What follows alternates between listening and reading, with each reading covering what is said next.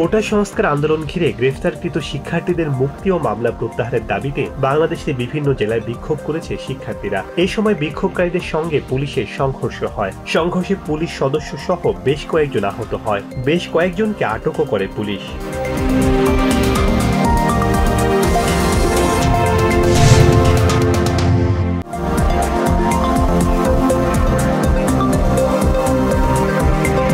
কোটা সংস্কার আন্দোলনে নিহতদের স্মরণে মঙ্গলবার সারা দেশে রাষ্ট্রীয় শোক পালনের সিদ্ধান্ত নিয়েছে সরকার। সোমবার বিকেলে প্রধানমন্ত্রীর কার্যালয়ে মন্ত্রিসভার বৈঠক শেষে সংবাদ সম্মেলনে মন্ত্রিপরিষদ সচিব মাহবুব হোসেন এ তথ্য জানান।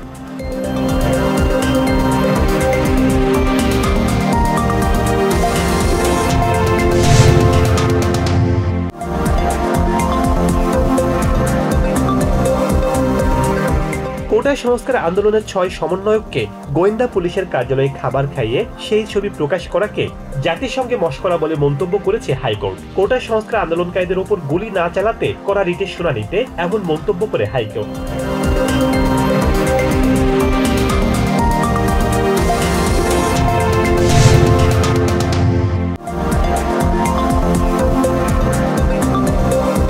কোটা সংস্কার আন্দোলনকে ঘিরে সহিংস ঘটনাগুলোকে জঙ্গিবাদ মন্তব্য করে প্রধানমন্ত্রী শেখ হাসিনা বলেছেন, শিবির, ছাত্রদল, বিএনপি, জামায়াতের জঙ্গিরাই দেশে থাবা দিয়েছে। সোমবার গণভবনে আওয়ামী লীগের নেতৃত্বাধীন 14 দলের নেতাদের সঙ্গে বৈঠকের সূচনা বক্তব্যে একথা বলেন তিনি।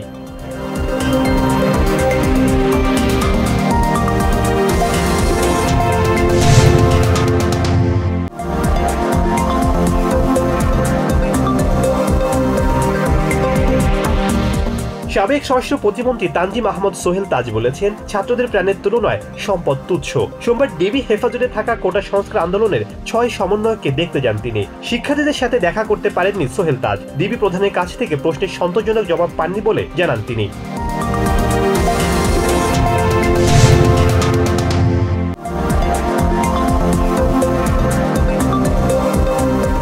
সুপ্রিম কোর্টের সংস্কার ও প্রেসিডেন্টের দায় মুক্তির বিষয়ে সাংবিধানিক সংশোধনের আহ্বান জানিয়েছেন প্রেসিডেন্ট জো বাইডেন। সোমবার ওয়াশিংটন পোস্টে প্রকাশিত এক নিবন্ধে এই আহ্বান জানান তিনি। এতে বিচারপতিদের মেয়াদ সীমা সংস্কার, বাধ্যতামূলক আচরণ বিধি এবং নৈতিকতার বিধি প্রণয়নের প্রস্তাব দিয়েছেন বাইডেন।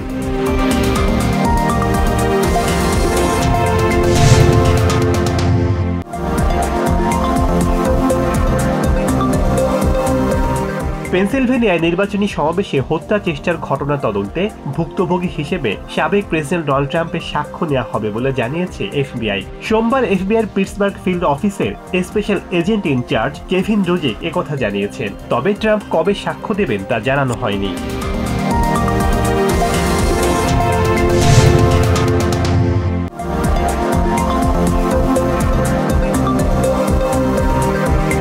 লেবাননের দক্ষিণাঞ্চলে ইসরায়েলি ড্রোন হামলায় 2 জন নিহত হয়েছেন, আহত হয়েছেন 3 জন। সোমবার এই হামলা চালানো হয়। ইসরায়েল নিয়ন্ত্রিত গোলান মালভূমিতে শনিবার রকেট হামলায় 12 জন নিহতের ঘটনায় চলমান উত্তেজনার মধ্যে ড্রোন হামলা চালানো হলো।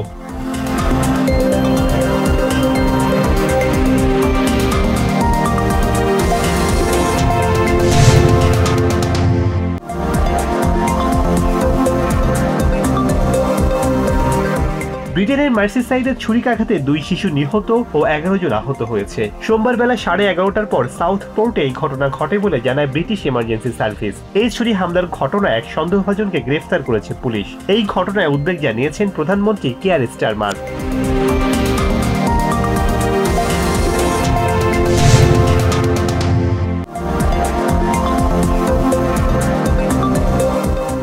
2008 সালের পর অলিম্পিকে প্রথম পদক জিতল আমেরিকার পুরুষ জিমন্যাস্টিক্স দল। সোমবার প্যারিস অলিম্পিকের তৃতীয় দিনে ব্রোঞ্জ পদক জয় করে তারা। এতে প্রতিদ্বন্দ্বী চায়নাকে হারিয়ে দলগত স্বর্ণ জিতে নেয় জাপানের জিমন্যাস্টিক্স দল। 6টি স্বর্ণ পদক নিয়ে চলতি অলিম্পিকে এখন পর্যন্ত শীর্ষে আছে জাপান।